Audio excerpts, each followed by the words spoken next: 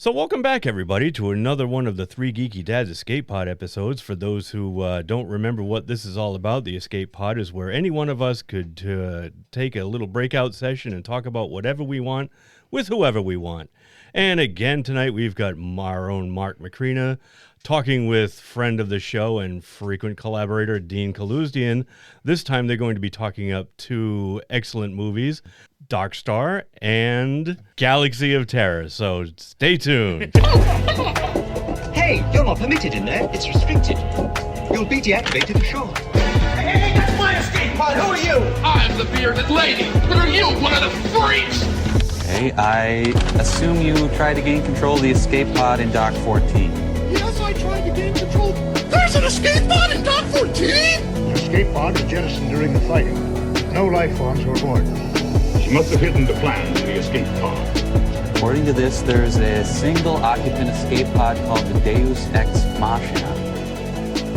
Open the pod bay doors, Doc. I'm sorry, Dave. I'm afraid I can't do that. Hey everyone, welcome to another Escape Pod, brought to you by Three Geeky Dads. I am Mark, and joining me is... I'm Dean. Dean, welcome back. Hello. How are you? Doing good. Happy New Year to you. Happy New Year I'm sorry to we didn't you. get to do a Christmas one. Well, we'll have to do a Christmas in July. Absolutely, because we've both written awesome Christmas books available now. Some on Amazon, others at Rubber Chicken Comics at Bellingham, Mass. for all your comic book needs. There you go, little shout out. Hey, tonight we're talking Alien, but without talking about the movie Alien. Dean. Yeah, because as most of you know, meaning most people in this room, is that I'm a giant Alien You fan. are. You are one of the biggest Alien fans I've ever met. So much so you actually like Alien 3. Alien 3 That is dedication. is my second favorite. I can I never, ever take any of frequently- your opinions seriously again now. What the hell, man? Especially the director's cut of it. Or the How do you- pseudo-director's How cut. do you kill Newt? You just do it, Dean. Well, you suffocate her. It's true. Or you just write her out. And anyway. But we are talking about two movies, one that inspired Alien and the other inspired by Alien. We will be talking 1974's Dark Star. That's the first one. And our second pick is... A Galaxy of Terror. Hey, speaking of which, shout out to Brian for putting this all together. Hello, Brian. Brian's going to be chiming in every now and then when we're stuck on something. Yeah, when we can't remember a word or a character, Brian's going to Brian jump will in. be there. So let's start. Dark Star, 1974. This is what we're starting with.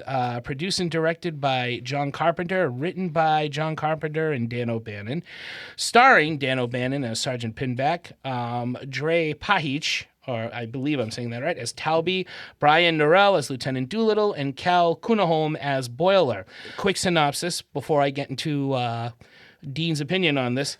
The synopsis is a science fiction comedy that follows the crew of a deteriorating starship, that's not easy to say, named Dark Star, that is 20 years into their mission to destroy unstable planets that might threaten future colonizations of other planets. And hijinks ensue. It's a space comedy. This is a film that I discovered back when I was looking up as many independent, low-budget features, coming off the whole blockbuster thing, going to college, learning about film, thinking I could be a filmmaker because, Quentin Tarantino did it. Why couldn't I? Well, because you kind of have to have talent for that. So I went back to comics. But I was able to discover other genres of movies and branch out. And early John Carpenter movies, like particularly Assault on Precinct 13, led me to see this film, Dark Star, which was a student film that he did with Dan O'Bannon, the writer of Alien. They were both going to UCLA at the time. This was a student film of theirs, and they ended up being two very talented people that made something more than just your average student film. And lo and behold, we have Dark Star, which is considered John Carpenter's first feature film. Though I will say, if you asked me, this is more of a Dan O'Bannon project. Now, I had seen this before. I've seen it a couple of times. I picked this because I really enjoy the movie, but also you can see a bit of things to come with Dan O'Bannon and Alien. Dean, you had not seen this yet. I had not seen it. Right. I had not seen it. So- Now, I myself did not care for it as much as Mark did. Now, I will say that if I had seen it in college, when I wanted to be a filmmaker, I would have been completely inspired by it and probably would have enjoyed it a lot more looking back now. I do think there are more entertaining, very low budget, student film, evolved films such as Evil Dead or El Mariachi that I actually think are stronger movies. And I'm sorry, we were commenting on Shivers that you could see the evolution of Cronenberg. In this one, I don't see the evolution of John Carpenter. I just see the evolution of Dan O'Bannon. Like, you can see where Alien comes from. You don't see even Assault on Precinct 13. Right. Like, you don't have that leap. Like, it's almost like he made this and then he made a really good movie next. I will kind of agree with you until we get to the end. I feel like, as I think about it, the end is a John Carpenter kind of ending, though, and we'll get to it eventually. I enjoy. Maybe it's close to the end of The Thing, maybe, but I still don't see it as a John Carpenter ending. Like, it definitely. We'll get I will there. sway you. Don't All worry. right. I will make some comparisons, and you'll be like, "Oh, wow, you're right. I will give this another shot." Do you think you would have enjoyed it more were it not a John Carpenter film? Had you gone into it expecting to see some of those early John Carpenter signs and not seeing them, did that kind of hamper the movie at all for you, or was it Hard to tell because I mean, like most fans of John Carpenter, there are many John Carpenter movies that I'm not a fan of. Yeah. He has had He does have some misses. right, and also varies his movies. So you're not going, even if you like one movie, you might not like the other one, just in tastes in movies. Yeah, I will agree. In terms of getting started, it doesn't compare to Evil Dead. Doesn't compare to might be right up there with Shivers for me. Honestly, I enjoy both of those movies. Not El Mariachi, not Evil Dead. Those are both much better debuting films. Right. Yeah. I guess Clerks even. Clerks. Well, I would take this over Clerks. Okay. I love Clerks, but this is more my thing. But I'm, as I've talked about, I am a fan of just goofy stuff and cult movies, and this just fits right into what I love. This is silliness at its finest for me. And the sillier that it gets, the more enjoyable it is for me, because everything is just done by people. It's some of the, I don't think John Carpenter has gone back and said it's kind of a miss for him. It's just a student film for him. He doesn't celebrate it like the cult following that follows this movie does. But I think it's a nice little clever film. I think it's fun to watch. There are moments where I'm like, no, you don't need it. It drags. Why don't you jump into the story? Because there are plenty of parts of the movie that I do like. Let's take Dean through this again, and let's change Dean's mind, just like the meme. Change my mind. Dark Star is not a good movie, says Dean. Let's change my mind. You don't really have to change your mind to say that. So yeah, it is the mid 22nd century, and man has started to colonize interstellar space. We open with a report from Earth with a captain, a crewman, or something apologizing for the death of Commander Powell due to a radiation leak. Commander Powell is currently still aboard the ship in cryogenic suspension. This is how the movie starts, with this guy just sending in an apology that's not very heartfelt. It's kind of just a standard sort of dry, I don't know what the right word is for it, but it doesn't sound very caring. It just sounds very straight-laced and, yeah, sorry about that. Shit happens. You're in space. So we meet the crew now under the command of Lieutenant Doolittle, a former surfer from Malibu. The rest of the jaded crew includes Pinback, played by Dan O'Bannon, Boiler, and Talby.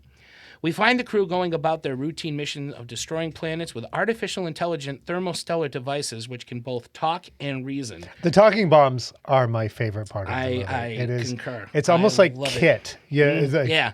Talking machines are awesome in general, right? Michael, what are you doing? And of course, there is a lot of poking fun done. What do you think you're doing, Dave? Yeah, it's done very like a satire to 2001. It's almost a bizarro version of 2001. 2001: A Space Odyssey is big and glamorous and menacing with Hal, and Dark Star is the same kind of theme, but done in a very bored. The people of Dark Star are bored. They're not clean cut people with crew cuts, and they're not clean shaven.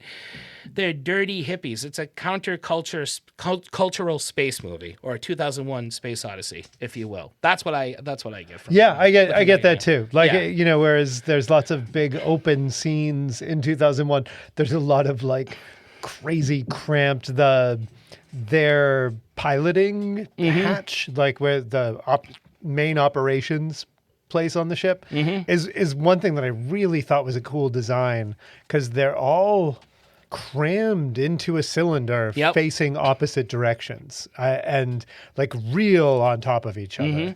And I think that is not something I've seen since then.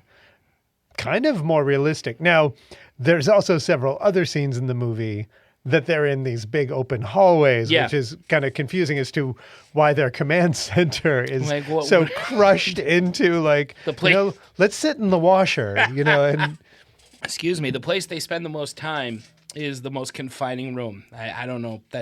That's a design flaw. and then there's other places that are just, And huge blatantly a and hallway empty. Yep. or like someone's bedroom. Student guerrilla filmmaking, let me tell you, at its best. So we find the crew going about their routine mission of destroying planets, blah, blah, blah. At one point, the crew, after completing one of their jobs, because that's what these guys are, they're truckers in space, and, this is the prelude to Alien, right? People working out, blue-collared people working out in space. And you see a lot of the seeds of Alien, especially the Yaphet Kotto character and the Harry Dean Stanton character. Oh, absolutely, yeah. Are basically these characters. They're tired. They want to go home. They're done. Yaphet Kotto and Harry Dean Stanton are the same way as these guys here. They're jaded. There's no spectacle. There's no spectacle in this movie, and there's no spectacle to the people in the movie. It's kind of strange how this works, and I can see why somebody would look at this and be like, "What the hell am I watching?" It's kind of we think of space movies and everybody in space as like this being their first time. But, like there's a lot of people working on the Death Star who are probably doing the same job every single day. That's just right. waiting for something exciting That's to why happen. they skimped out on the railings, and no one has a railing. Huh? Brian's nodding. He knows. Railing kill. Railing kill. That's space mutiny. That's an entirely different genre. I'm not going to make Dean watch that one, though. I regret nothing. So where am I? So they do their mission. The crew retires to their quarters, where we see Pinback check on their mascot alien. So after they do this mission. They go through it. They're just going through the notions of living in space. Then they get to their room. They're tired, and then they get a message about there's trouble with the alien. Now, trouble with the alien in any sci-fi movie is an alien. Artificial life. Let's go study it. Let's see what these guys are like. Is it a creepy looking It's the H.R. fucking Geiger alien designed alien in this No. one, Mark? Dean, it's a beach ball. It's legit a beach ball with puppeteer hands, and it's painted badly. Yeah, And it's the one spray painted thing- circles Yeah, all and over it's the one thing everybody remembers from the movie. Anybody that cult audience I talk about that follows this movie talks about, the movie with the beach ball. And it's really not the center of this film. There is a hint of Alien with this beach ball going at one of the crew members, and you can kind of see where Dan O'Bannon said, I'm going to do this movie again, but I'm going to make it serious, and I'm going to make the alien scary and the focal point of the movie, rather than this 20-minute little filler of the film. But it is a beach ball, and it's not behaving. So Pinback goes to try to reason with it, tries to feed it, and the ball breaks loose. And, Now, and in defense attacks him. of Dark Star, Yeah. it's not just a beach ball. It's a beach ball with someone's hands under Right, it, yeah, no, the puppetry. with little monster gloves underneath. So it is Yeah. a beach ball with some form of articulated feet. And it's fantastic. It's great. I love it. It doesn't matter what it is. It's an Now, alien. Somewhere out there is a beach ball alien. In fact, if you're a Green Lantern fan at all, and you know the Green Lantern corpse, I can't remember the name, there is a beach ball looking Green Lantern. And I'm convinced somebody saw Dark Star and said, let's put one of those in the suit. Now, I'm a giant Prisoner fan, and when you try and escape from the village in the TV show The Prisoner with Patrick McGowan, you are stopped by Rover that is a giant, I believe it's a weather balloon, but it's a giant ball, Big ball. inflatable ball that is fairly intimidating in the way that it stops everybody, even though it is just a giant inflatable ball. This beach ball, He's adorable. Not as intimidating. No, he's not.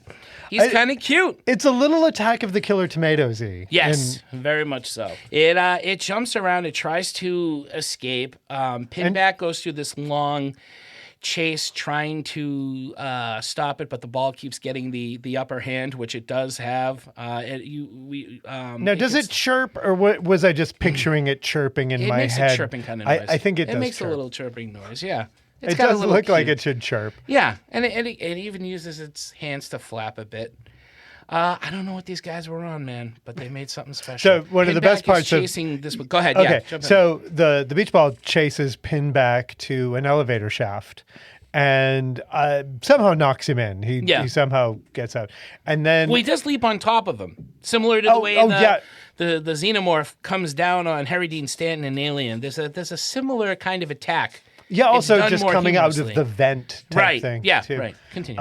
So they film this scene a la Batman with the camera on its side. So the floor of this hallway is made to look like an elevator shaft. So the actor, Dan O'Bannon himself, is hanging from a piece of plywood, which he's really just laying on his stomach on the floor, holding the piece of plywood. And then later on, an elevator is starting to come down towards him, which again, this is like 90 hours of him fighting this beach ball. It goes on. If I do have a criticism, this thing runs a little bit too long.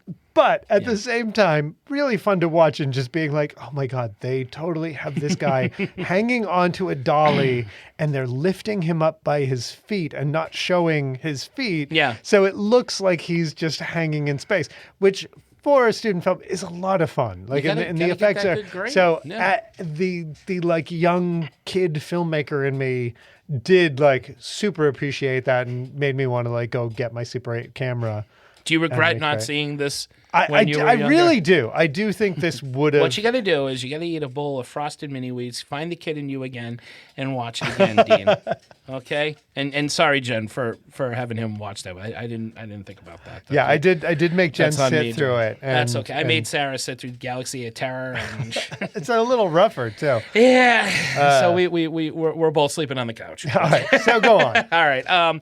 Eventually, Dan O'Bannon does find a gun and shoots the ball, shoots the alien, it deflates And as a literally, beach ball like, would, you know. deflates the yeah, ball. they don't try to cover up And then it's a they beach even are ball like, at all. it was filled with gas.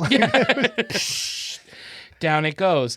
So Pinback rejoins the crew for dinner, tells them about what's happened with the alien. No one cares. Pinback is the best part of this movie. Dan O'Bannon, great writer, great director. I always thought he was very underappreciated. One of these directors that never got the recognition whenever they did a Masters of Horror or Horror Great documentary filmmakers or any of that. You know, Joe Dante, Stuart Gordon, and Dan O'Bannon are always left out, and that pisses me off. Because all three, and Dan O'Bannon especially, never got the recognition he deserved as a agree with director you. or an actor. Yeah. His acting in this is fabulous. It's like, awesome. It is. The style, and I can't remember what comedy group it's reminding me of. Mm-hmm. Maybe it's like random Monty Python sketch that You is- would also mention Popeye, the movie. Yeah, too. Popeye. It Right. did remind me of Popeye Yeah, the movie. and you're that- right, yeah. Where they're all like, so like it's this like just fast, chatty mumbling that I basically didn't understand a thing anybody was saying throughout this entire movie. Really? We're gonna open the hatch. Yeah, we're gonna open the hatch. Yeah, what are you doing? Ooh, yeah, that's what I mean. The same words were repeated again and again. Yeah, I'm I surprised. guess I did get all of it. I just thought that there should have been more. You were waiting like for that. something to happen. Yeah. And it doesn't. This is Dan O'Bannon just talking. He's the only one Except- remotely excited still to be doing what he's doing. It's funny because they all have that like fast muttery, and then you have the computer that's like, and I believe she got the part because she answered the telephone in some office. Like that. Oh, no kidding. Yeah. Oh, cool. And the computer's like, basically it is the HAL thing, but a female operator voice. Like, the bomb needs to be. It's a female HAL, a nicer, pleasant. Yeah, super pleasant. And then she's talking to the bomb, who is also in that, like, I don't really think I should go back inside the ship. I'm not supposed to do that. Yeah. No, you should go. I don't think I should. Like, whereas everybody else is mumbling, chattering.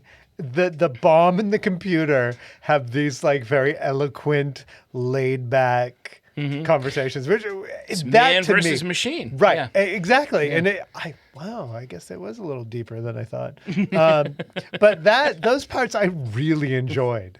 We're getting there, folks. We're getting there. And the bomb is just a basic, like we say a bomb, but the bombs are trailer model kits of like trailers. So they're like very boxy shaped.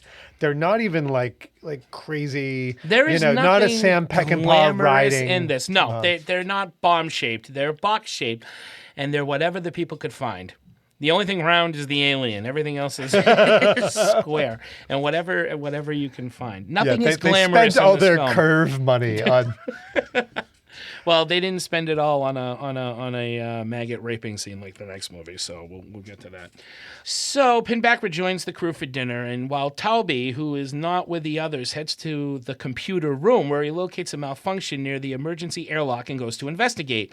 Meanwhile, Pinback plays one of his video diaries where he plays a recording of himself admitting that he is not in fact Pinback.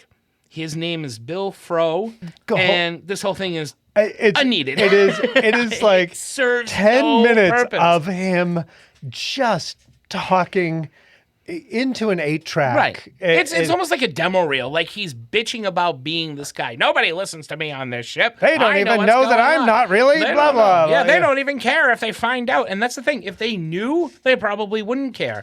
How do you take the place that one of the crew has committed suicide and but they don't even remember their first names. There's a scene where they're sitting around, they're eating or they're smoking, it's another, and they're just like, I don't remember his first name. Hey, what the hell is my first name? The ship is deteriorating, and as are they. This movie is not going to end well for them, and you know it. You can tell that no one's getting out of this, and therein lies the John Carpenter trope for me at the end. So that plot is revealed and then goes nowhere. Pinback still acts like Pinback. He plays him for the rest of the movie. He doesn't really do a whole hell of a lot after that because the crew proceeds with its next planet to destroy. Talby is blinded by a laser accident while attempting to fix it. The laser malfunctions and causes a problem with Pinback trying to drop the bomb to complete the latest mission to destroy another planet. The bomb is stuck and now threatens to detonate while still attached to the ship. And Pinback is trying to tell it not to, trying to deploy the bomb, and the bomb's like, I'm stuck. Well, can we shut you off? Nope. I still got to do this. Still have to detonate. It's what I'm programmed to do. So Doolittle, the captain, seeks help from Commander Powell, who is in cryogenic stasis right now. He's technically dead, but Powell is still able to communicate with his thoughts. It's my favorite part of the movie. You like this I really did like this part. And this is an alien part to me. This reminds me of the crew reviving Ash's head to find out what to do. To get the information. Yeah, it is very similar. That's what I thought of. The acting in this part is great. Mm-hmm. The dialogue is concise, as opposed to the chattering that happens earlier. This is very much, although it is, they want specific information. Mm-hmm. The captain is not giving them, he's still talking about other stuff and not giving them the information that he wants. How are the Dodgers doing? Yeah. The Dodgers don't exist. Oh, I forgot. I don't remember anymore. Right. Yeah. But they are actually trying to stay on point. Mm-hmm. And he's drifting off. So unlike the rest of the movie where nobody's on point. Yeah. They're actually trying to get the information, which is actually one of the more moving not like emotionally moving, but like plot moving points of the movie. You mentioned earlier about not seeing a lot of John Carpenter in this. If I'm going to find any of it besides the music, there is some of the writing in this, which he wrote with Dan O'Bannon. You can kind of hear it. There's this elegant speaking about the stars, the planets, the government, all that stuff that sounds like him. And you can sense that kind of this is no man, this is pure evil, or later things. The later things you're going to hear in more pristine John Carpenter films, more philosophical, more.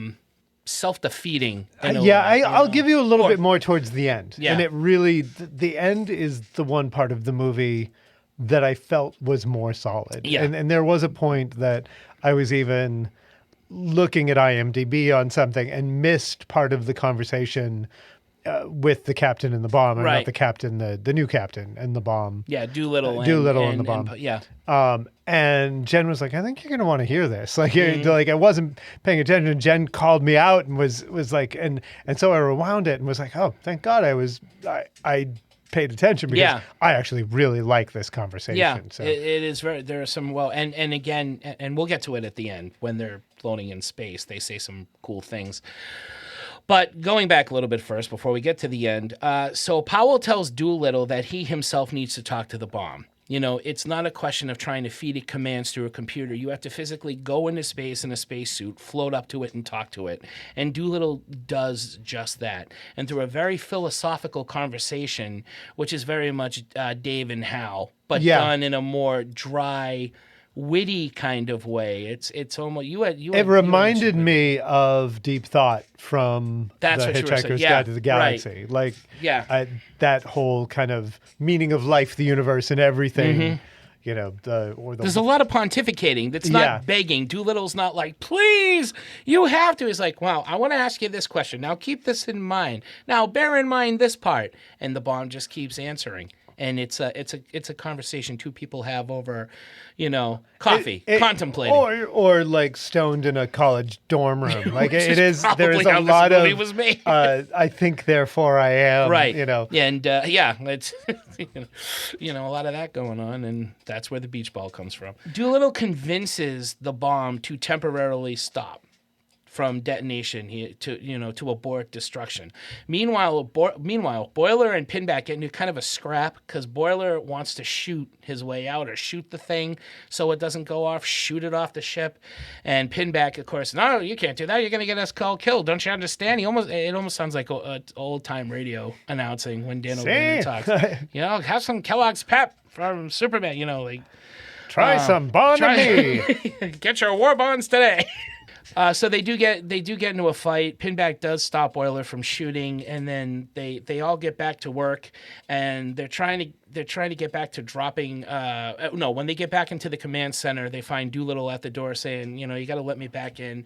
Pinback's kind of razzled from the fight and presses a button that accidentally sucks out Talby, who was still down, blinded by the laser, and he just shoots out of there in the most Looney Tune, cartoony, comical way possible. Like somebody took an action figure and just threw it out. And there's a great sound effect. And then they're just like, hey, Talby just got shot out. Hey, Talby was in the airlock. Just got shot out. These guys. Except the bomb blowing off. Talby got sucked out again. So Talby's floating around in space, and Doolittle goes after him. It's doing the full Sandra Bullock. Right, yes. But meanwhile, the bomb decides it's going to blow up. It's like, I thought about what you said, but I think, therefore I am, as you had said. I didn't come up with that. No, but you mentioned Philip K. Dick at this part, right? Was it this the part you were talking about? No, that was the cryogenic part. Yeah, okay. Yeah, that... according to IMDb, and also just looking at it, he got that talking cryogenic head from certain Philip K. Dick stories, and he did Blade Runner later on, and I can't remember that. We should have looked that up before we started. What the other Philip K. Dick story that he adapted was. We can only do so much, folks. This is true. Yeah, go watch the movie. So the bomb does decide it only exists and nothing else. That's what Doolittle did. He kind of made it worse, and the bomb goes off, killing Pinback and Boiler. And Talby and Doolittle are floating in space, left to die. And kind of like the end of The Thing, so I'll give you a little bit of that. Thing. But also, like They Live, Rowdy Piper given the finger. He has to, nobody, it's a kind of a bittersweet ending because the aliens are discovered, but Rowdy Piper has to die. Keith David has to die in it. And again, The Thing. This is very much, or In the Mouth of Madness. These are movies that don't end well, and that's where I pick up the Carpenter. Okay, 5 I'll give you this. that. However, it's kind of a happy ending because these two are going to die in space in the most beautiful ways, as they say. Talby gets, I got it written down. Talby is hit by a traveling cluster of glowing green asteroids, and he's got this great monologue about how Are those? beautiful I couldn't figure out whether those were asteroids or some other sentient alien being. I thought they were asteroids. They looked like asteroids. To be honest, I watched both of our movies that we were doing back to back, and I can't remember which movie has the potato-shaped asteroids. I think that might have been it. But there were this one, because they were looking at these kind of like they almost looked like the lights of. There was something in Buck Rogers that used to have those like flashing. All right. So maybe, but he's entranced by it. And meanwhile, Doolittle grabs hold of some passing space debris from the ship. Also like Sandra Bullock. Not Sandra Bullock's not space debris, but in that movie where she's floating in space, that she just like grabs onto something and floats back to Earth. I don't remember that in All About Steve. I can't believe it. I've never even seen that, I swear. So he does grab hold of space debris and surfs his way to the planet and dies like a falling star, which is what he's a falling star. Again, to the title song, Benson, Arizona, which was, the music was done by John Carpenter and sung by, I got it up here, give me a minute, sung by John Yeager. This was played during the opening title, where the ship is just passing through space. It's not this grand John Williams-ish Jerry Goldsmith score. It is a folk song. And it ends with Doolittle surfing to the planet with a folk song, and goddamn it, it's awesome. And here's the thing that kills me. Everything in this movie is not glamorous. They are not taken by anything. The one thing that is beautiful and glamorized in this film are their deaths. Well, and except the guy who gets shot out of that. Well, that was just hilarious. But this was the most spectacle part. This is what amazed them more than anything. They're going to die, but they love how they're dying. Yeah, because it's finally something different. They've been doing the same thing for 20 years. They're going to die. They're going to die in space in these grandiose ways, and they love it. And I love that. That's a fucking great ending. Yeah, we didn't mention the space helmets were store-bought kids' space helmets. Yeah. So everybody's space helmet is blatantly too small for right, them. and you have a hard time figuring out who's who because you can barely make out the face. Can you imagine shooting that, having to wear those for the amount of time you need to be shooting a scene? I honestly think they were just stoned through most of it and having a blast. I honestly do. You get a sense of these low-budget films that, you can tell when you watch Texas Chainsaw Massacre, you can see everybody's not having a good time on that movie. You can just sense it. You watch something like this or El Mariachi or even Evil Dead, you can feel everybody having a ball making these films. And I think this fits right in with that feeling anyway. Now, Mark, this movie kind of held the door open for Alien. Mm-hmm. But our next movie is actually a ripoff of Alien. Oh, well, let's go to the lobby first. Let's get a snack, and we'll come back and talk about feature number 2. Let's all go to the lobby. Let's all go to the lobby. Let's all go to the lobby to get ourselves a treat. All right, our next movie. All right. Dean, A Galaxy of Terror. Oh, this movie. Galaxy of Terror. Now, you might not know Galaxy of Terror, but you probably saw the video box at your local video store in which a woman, a buxom woman, is getting her clothes ripped off by a couple of cartoon alien beasts. It's a really schlocky-looking video cover, and it's a pretty schlocky movie.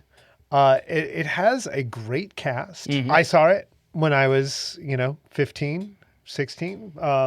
I didn't like it back then. And the video copy of it was grainy, dark. I was old enough to want to see it. I knew who Roger Corman was at the time. And, I was a teenage boy. There was promises of gore, violence, and nudity. So I was, probably going to see it. Which it does deliver. It does deliver on most of it. But I didn't like it. When I saw it, and because there were better movies of this, it was a little boring for me, and there was a lot I probably didn't get my first watching back then. I will say, watching it last night, I thought it was better than the first time I watched it.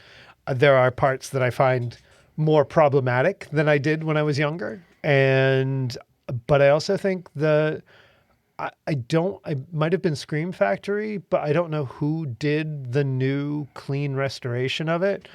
But the version that I saw on Peacock, I think I watched it on. Yeah, it's streaming on Peacock right now. Yeah, was gorgeous. It really was a good looking movie. Very cleaned up. Now, this movie is one of Roger Corman's movies. He did not direct it. He just produced it. It was directed by Bruce D. Clark, who is not known for much else. Let me just pull him up. He did some other more exploitation type movies like Naked Angels, Hammer. Nothing that he wasn't a name that I knew of. And this movie wasn't the thing that rocketed him to stardom.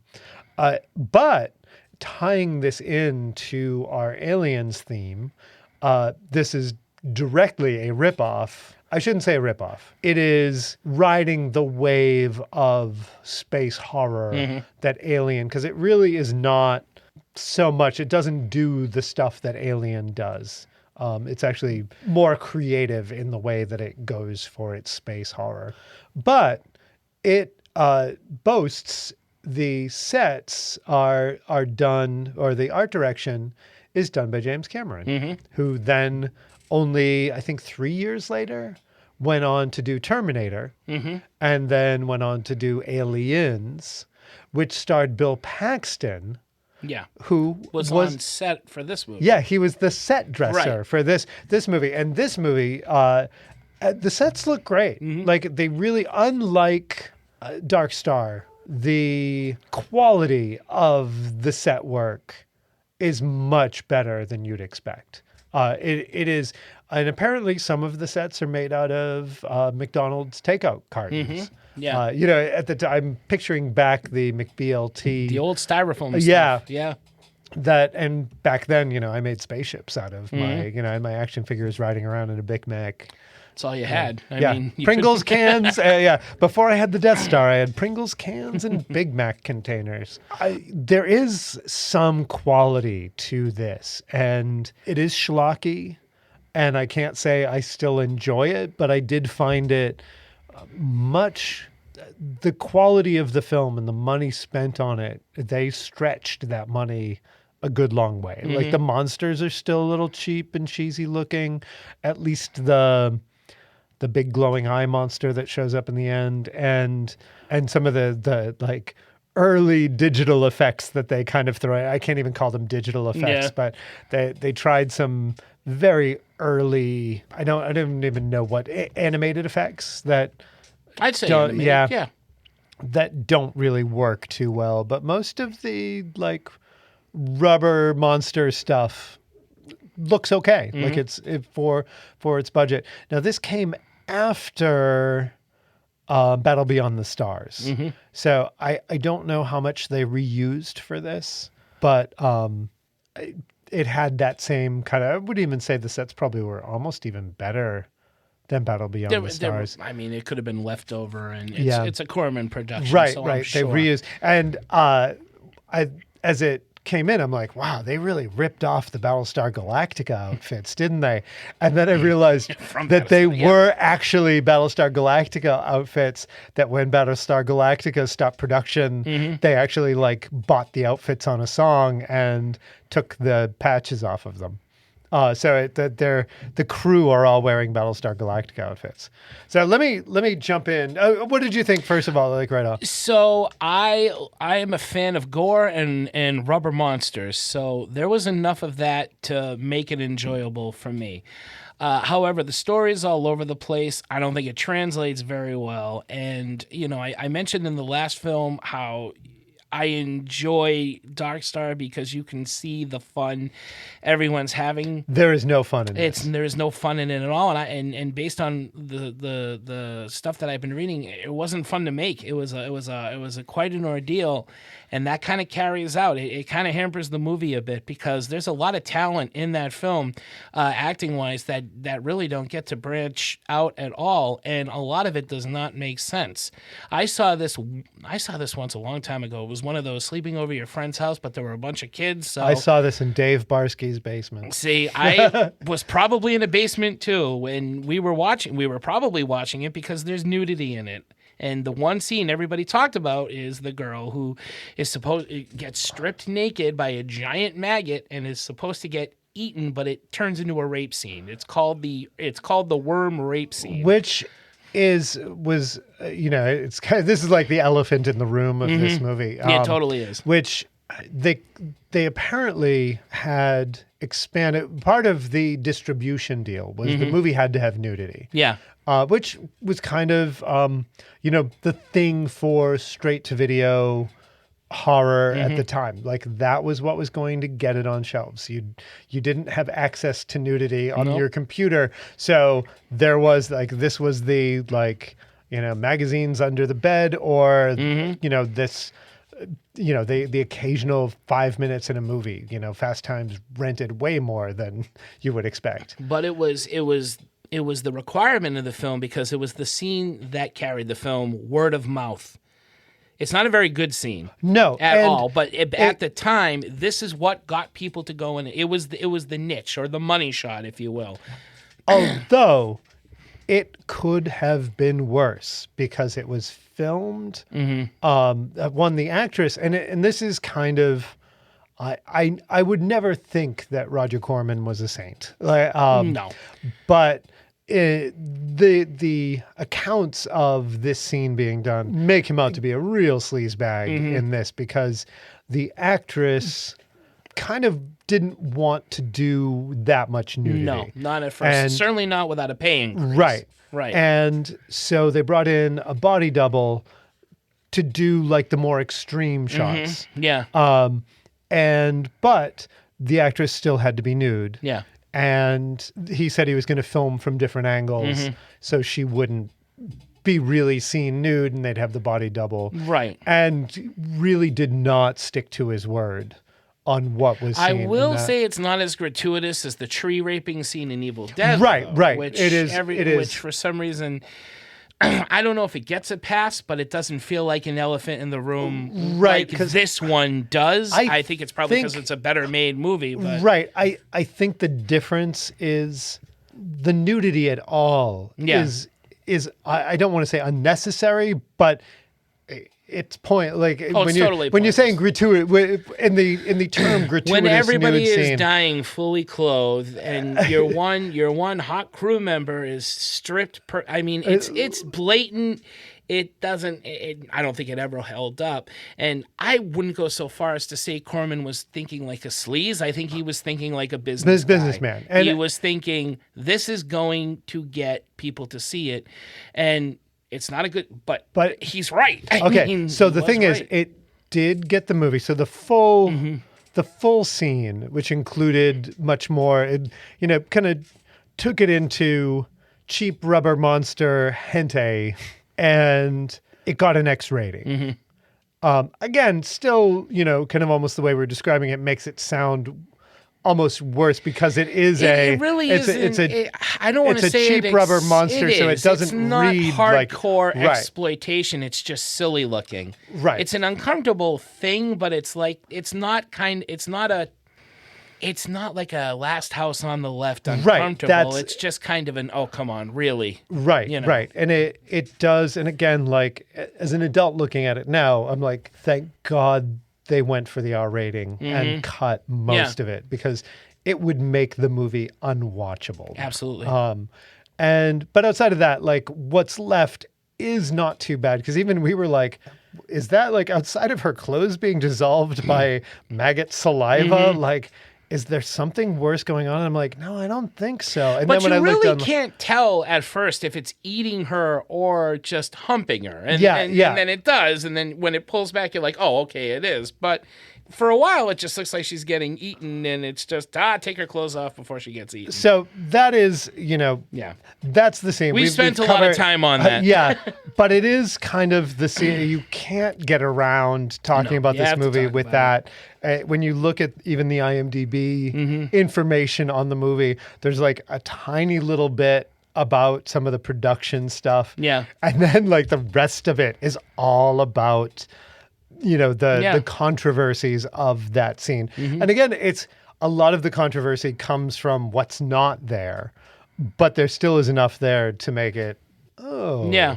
And also the fact that the video cover is that like right and just not the most ridiculous and certainly not to excuse it in any way, but we've seen A-list films that are known for this kind of stuff. Deliverance comes to mind right off away. You say Deliverance, the majority of people are going to go squeal like a pig or right. That's what they're going to think of. The thing is that it is so gratuitous in this that it makes no sense to, I mean, and there are like, they do try and do like gore and awful things happening. It doesn't in this, serve a story like Deliverance, but it does have that Deliverance reputation of being remembered for really this for one thing. For that scene. All right. So anyway, moving on. Okay. So on a desolate, storm-lavish planet called Morganthus, the last survivor of a crashed spaceship is attacked and killed by an invisible undead crew member. I like how you're reading this. You're going to make this sound way better than it is. Well, this is just me abridging Wikipedia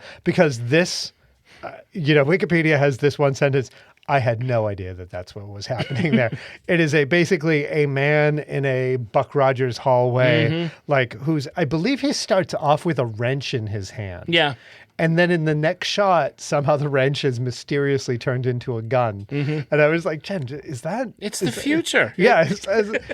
I'm like, did that wrench just turn into a gun? That's an Ed Wood moment. There must have been something cut or a switch that he blatantly, and so it opens up. The man's attacked. You don't see what attacks him. Yeah, and that's our stinger in. It's our big. And then we get into another planet, and this is an Earth-like world called Xerxes. Oh, this part. And so you have two people talking. One of them has a glowing red head, which is just the show with the girl from outer space that was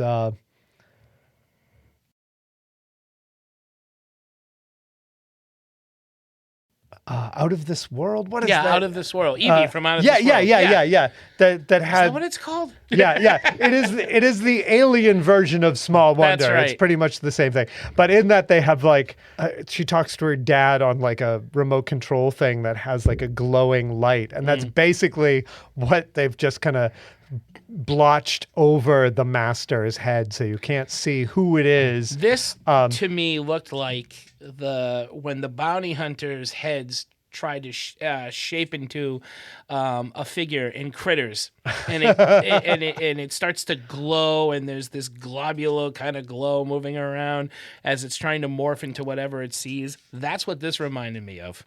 But this movie is no Critters. Let's be honest. It is, they're having a conversation about, that they need to say. It doesn't make a lot of sense. I can read you what Wikipedia says, but blatantly, it's two people talking, saying that they need to send a crew to this planet. Right. I don't know. Oh, they had a reason at the very later end, on. a very rushed reason. Right. Yeah. But it doesn't make sense to this scene at all. And the voice of the glowing redhead is that of Ray Walston, My Favorite Martian, or Mr. Hand. Is that his name in Fast Times at Ridgemont High? Yeah.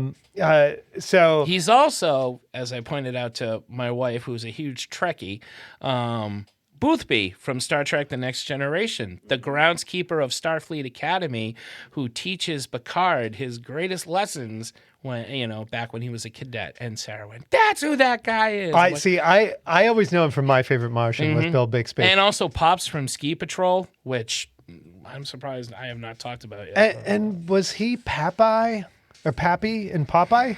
We're going back to Popeye. Oh, God, he could have been. I think he was. He could have been. Yeah, it's Ray Walston. Yeah. And there's actually, if you drive down, I think it's Warwick, there's a My Favorite Muffin pastry shop. And I always say, explain to Jen, who had never seen My Favorite Martian. And I always say, that's a play on My Favorite Martian. I've never seen the show. I know of it because I'm a Bill Bixby fan. I love the Hulk and the Magician, so I I'm a little bit older. It is before my time, I think. Yeah. But it might have been on. You're a lot wiser too. So it is blatantly Ray Walston underneath that, which kind of ruins the surprise that comes later on. Yep. So you've got a spaceship filled. It's like the Love Boat of up-and-comers and TV character actors. Totally. And softcore filmmakers in this. Yep. That's true. So you've got. I'm going to list down the crew. Give us the crew as we go, because this is really the plot of the movie, is just that it's good. So you have Edward Albert, who is Cabron, an experienced and cool-handed space veteran who is the film's main protagonist. And not Eddie Albert of Green Acres, which, going back to this, I was like, I don't remember him in this. It is Edward Albert, his son. Oh, all right. It is. Edward is Eddie's son. Why would you do that? Right? Really kind of the reason that I think I saw it when I was younger. It also stars Erin Moran, Joni from Happy Days and Joni Loves Chachi. This was made, I actually thought this came after Happy Days, but Happy Days was on for a good long time. This actually was made late in the run of Happy Days. Really? But before Joni Loves Chachi. Okay. It was like the year before Joni Loves Chachi. And apparently Erin Moran was originally supposed to do a nude scene in the movie, but then decided that she really didn't want to do it and actually had to renegotiate to not do the nude scene. She plays Aluma, the ship's empath, and she's not very good. She is. No. Do you ever know an empath to be good on any of these shows? It's funny. I never thought of Joni as well. Yeah, I guess Joni wasn't very good on Happy Days. But she was cute. And growing up with Joni, dude. Quick side story. When I was hanging out with our producer over here, Brian Ramsey, and I asked him who the worst Star Trek Next Generation character was, and he said Troy, and I said, really? He said she does nothing and her powers never work. And when I was rewatching it, I was like, my God, he's absolutely right. Her powers never work. They don't work when they need to work. They only work when they're convenient to the story, and that's probably what goes on with Joni over here. And you also have Corey, the ship's cook, who is played by Ray Walston. So this kindly ship's cook sounds an awful lot like the Master. And in the Master, his voice is just very slightly deepened when he's, or echoed.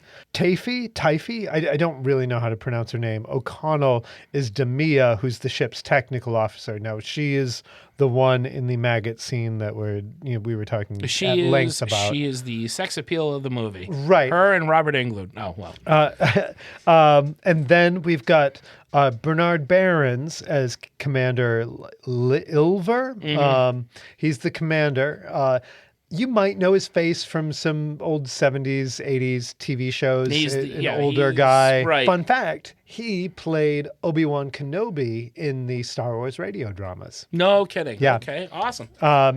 And Zalman King, the Zalman King. So for anybody who grew up in the 80s and early 90s would know Zalman King as the producer, director of the Red Shoe Diaries, which starred David Duchovny. And it was kind of like a weekly HBO softcore anthology. Really? Yeah, like kind of like Twilight Zone with sex instead of sci-fi. And so much so that it was like listed as Zalman King's The Red Shoe Diaries. And then he had a few other shows, but his name was like kind of synonymous with that kind of very light softcore stuff. Cinemax before there was right.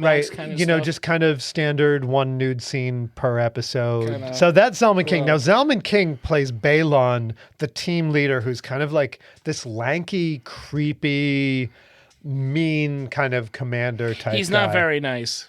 I no, don't like him. No, he's kind of set out to be the jerk of the thing.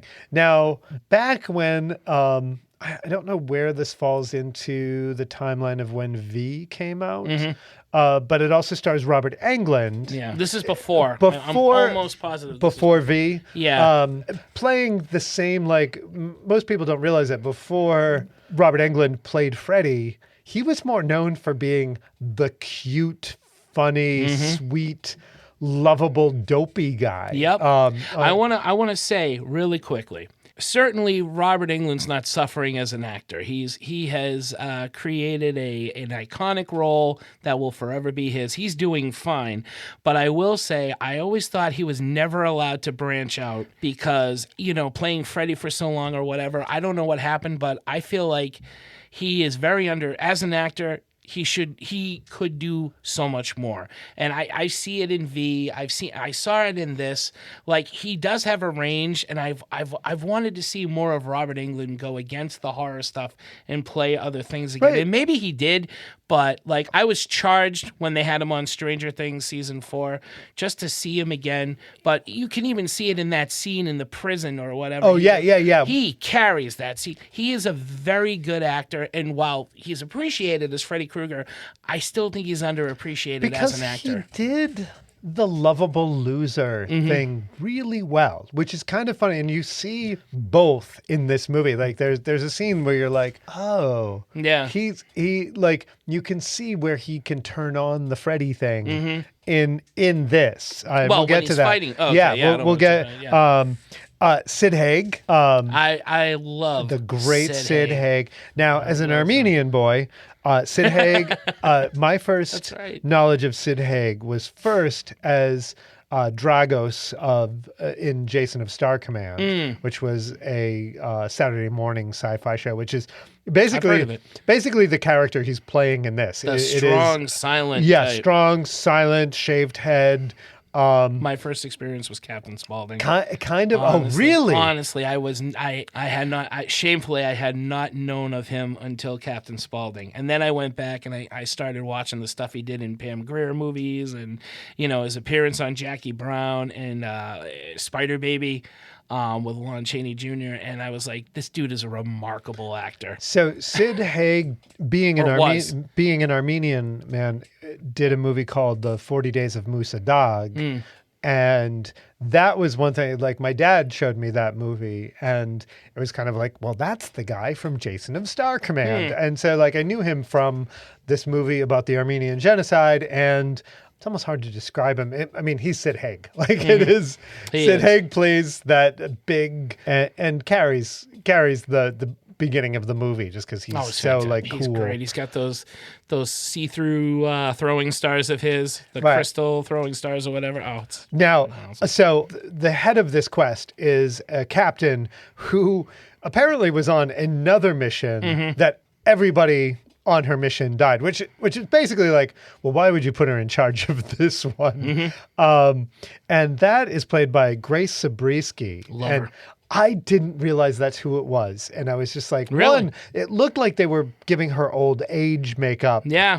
And I was kind of like, are they going to have this woman that she's younger and more attractive in another scene? Which they didn't. And I didn't kind of get why they made her. And you see, it's funny. She has a younger, smoother face, but you see like the crazy like starting to be Totally. etched in. Yeah, like she's that's got more weight to it. Yeah. And she's got this like weird Louise Fletcher One Flew Over the Cuckoo's Nest kind of hairdo going. Yeah, and it looks powdered. Yeah. Like it definitely is like, well, what are and she is like one of the worst parts in like dialogue of this movie because it's constantly explaining of like, yeah, and then they all die. Yeah. Like, and it's kind of this She's what I actually think that both her and Sid Haig are kind of wasted in this movie. Oh, yeah. Her more so. Sid Haig gets to do some cool stuff.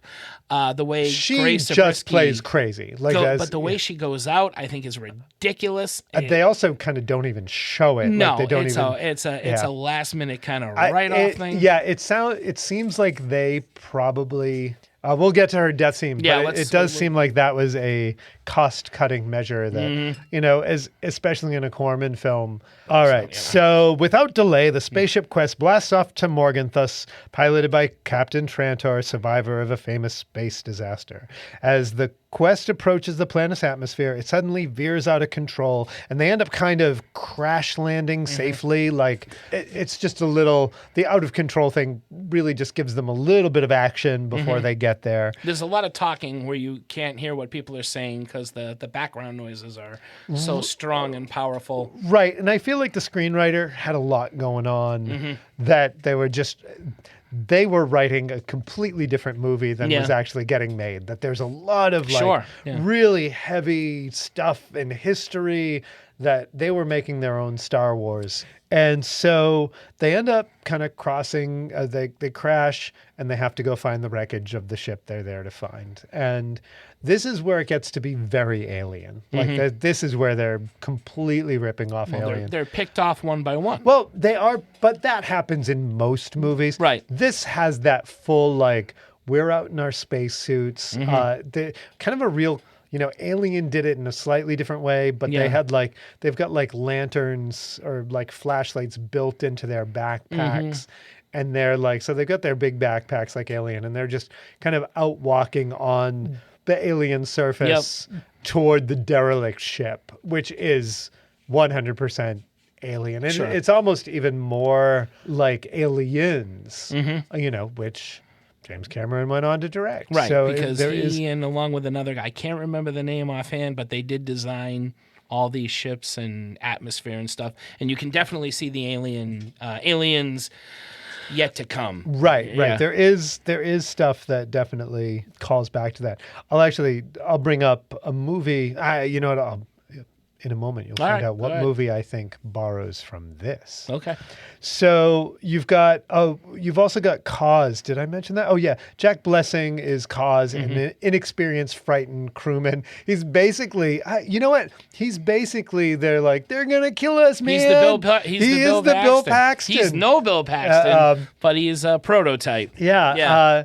So he is super afraid all of a sudden. The moment they get on the derelict ship and they find that everybody's been murdered, and they're trying to figure out like why they got murdered or how they got murdered. They just find that everybody's dead. They bring one of them back to the ship, in which the hot medical officer and Freddy Krueger, dissect him. That's just what we're gonna call him. Yeah. And then he stays on the ship and stays on the derelict ship and is basically freaking out because he's suddenly getting more and more frightened. And this gives us our first hint that the alien force, whatever the evil is on this planet, is taking people's fears and manifesting them. Right. Which is also the plot of the much later film, another 15 years later, Event Horizon. That's right. Is exactly the plot. And I'd say if anything is kind of I'd almost say a loose remake of this, is Event Horizon. Like it is almost, don't they even try and go? They do going go to aboard rescue a ship. Yeah. They find a ghost ship. They don't know where it's been. So yeah, absolutely. Yeah. So it basically, whereas this was ripping off Alien, Event Horizon seemed to rip this off. So he is starting to freak out, and then something just murders him. Yep. Does it tear off his head?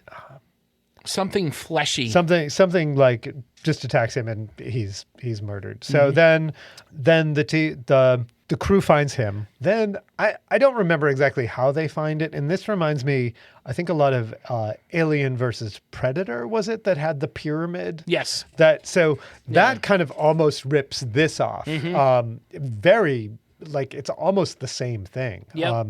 As if they were looking at this thinking this was one of the Alien movies.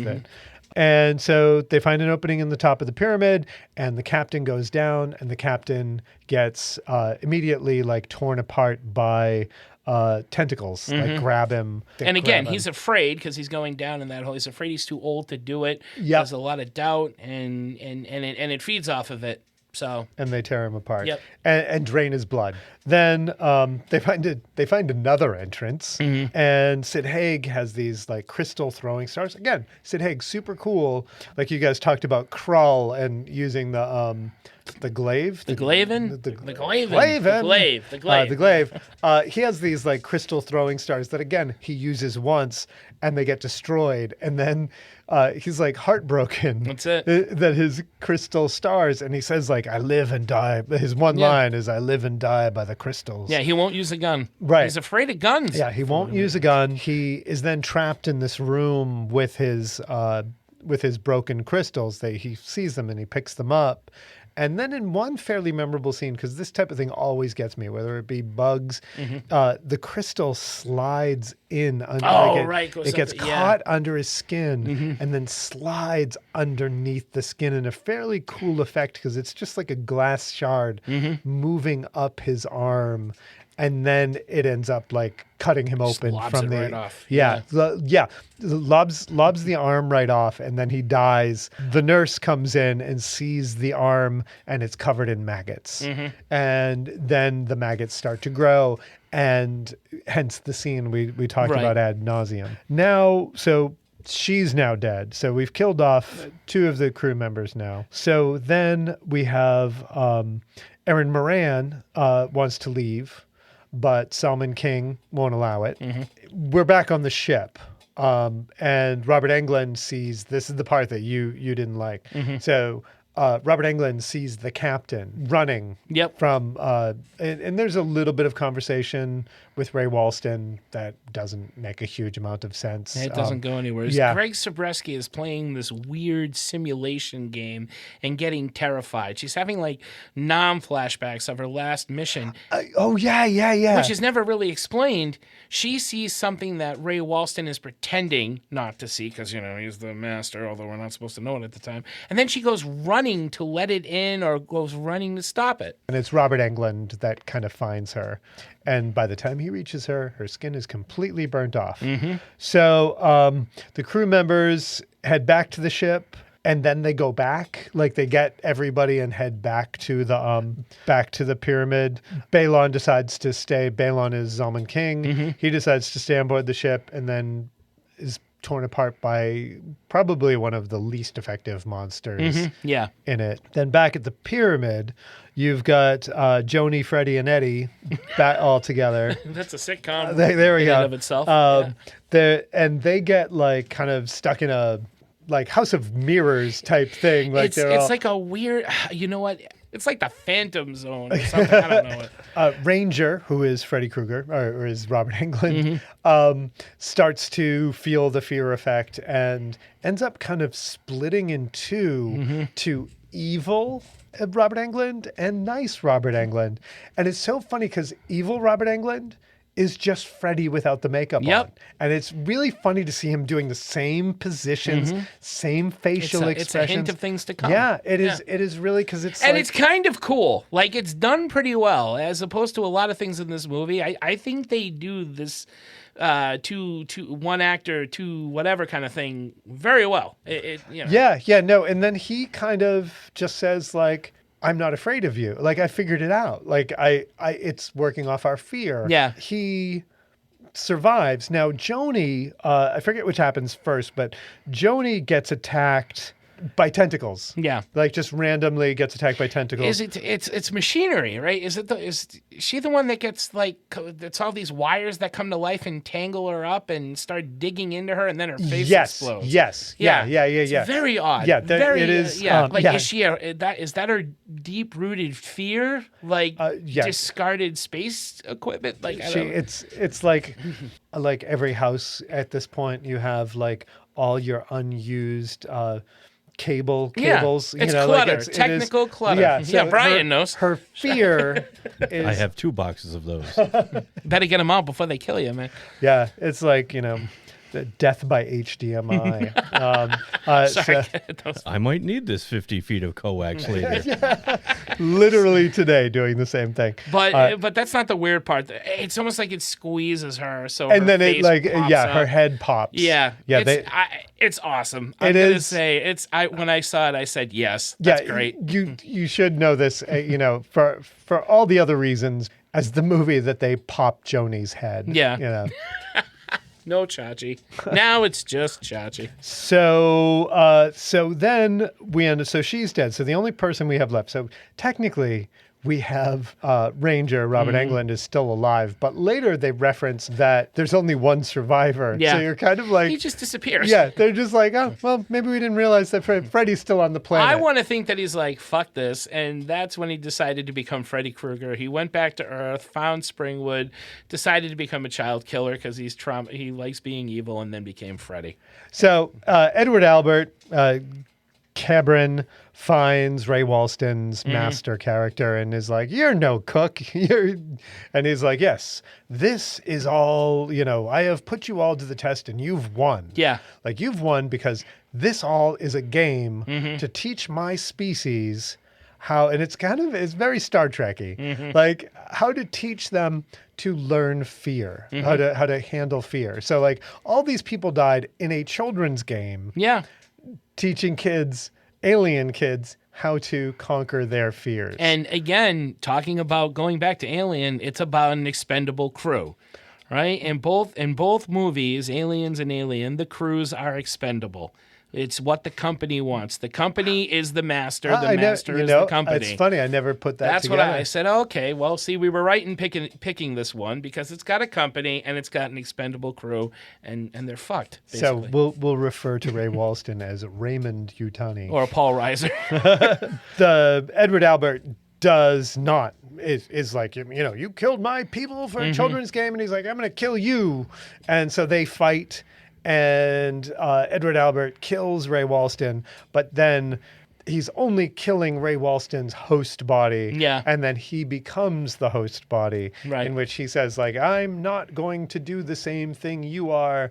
I'm leaving. Yeah. And that's pretty much the movie. That's where it ends. And that's it. It's like, well, I've got this omnipotent power in me. I'm leaving. So overall, I enjoyed the movie more than I did, surprisingly, when I was 16, because, one, it was more fun to watch these actors now, 30 years later. I liked it more now. Plus, seeing a cleaner cut of it does make the difference in, seeing it now instead of a very grainy video version. No, it does like help. I'm sure watching Evil Dead now would look completely different than what I first saw. 30 absolutely. years ago. Yeah, no, it's a good film. It's not great. It's not my favorite thing Roger Corman has done, but it's got enough to keep me entertained. I don't like the story at all. I don't like the ending. I think the ending is ridiculous. Sarah watched it with me. She didn't like it. I knew she wouldn't like the ending.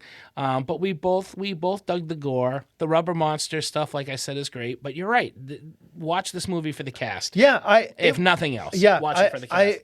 It's funny because when we first came up with this, I was kind of like, oh, this is, we're doing 2 rough, cheap ones. But I actually like this is a time capsule of filmmaking. And I think in both its own... movies are worth seeing. Yeah. I do. I think I do too. Like you should at least check them out once. Maybe you'll come away with something, maybe not.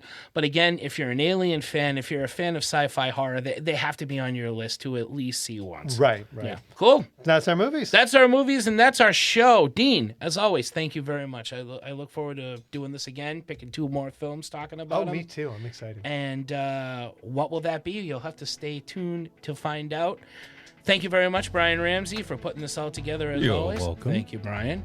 And of course, you can find us on 3 Geeky Dads. And do you give the send out on this show too? I usually don't, but I was actually thinking maybe we should. Well, you wanna do your usual? Yeah, why not? Bring it on in. If you want to check out any more of Mark and Dean's double feature podcasts on the Escape Pod spin-off that we've been doing, this is what you guys said, your 4th time? It feels like 4. So I think it might be 4. We'll go with 4.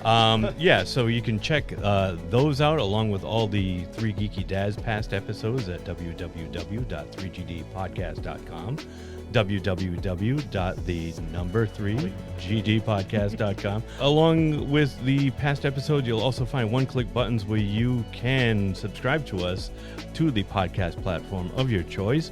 And there are also places where you can rate and review the show. Our email link is there along with all of our social media links. We are on Facebook, Twitter, Instagram, and our shows are also on YouTube. So please check us out. Pass the word. Thanks for listening. Oh, and don't forget to check out Dean on his show. Oh, the Chicken Chat. There you go, right over right. there. And of course, you can check out all his artwork. He's got a bunch of amazing stuff, and I'm gonna butcher it. Within Dreams. Within Dreams. Oh, dreamswithindreams.com is the website. That's the one. Check it out. He's got a lot of amazing. He's got T-shirts. He's got all kinds of artwork on there. All kinds of great stuff. His book, Stalking Dead, is available on Amazon. We haven't plugged each other for a while. That sounds weird saying it that way, but yeah, it's true. Definitely check out his stuff there. Check me out at Marc Macrina Art for all my insane crap that I'm doing right now. Check out Dark Saint Returns, which Dean was kind enough to provide a forward with. Thank you. My Christmas action Santa book that I did with Josh Hurst and Jay Pillarella, also from Chicken Chat. Check out Werewolf with a Chainsaw. I'm working on issue 4 now. It's coming, guys. We got a lot of good stuff. So definitely check us out at the places I just mentioned. And stay tuned. You want to add anything else? Close us out with anything. I'll close us out with Keep Reaching for the Stars. Ooh. I'm not even doing that. Dude, I like that. I'm not doing the good night out there, whatever you are. Keep reaching Sorry, for Casey your stars. Kasem. Keep reaching for the stars. Good night, and...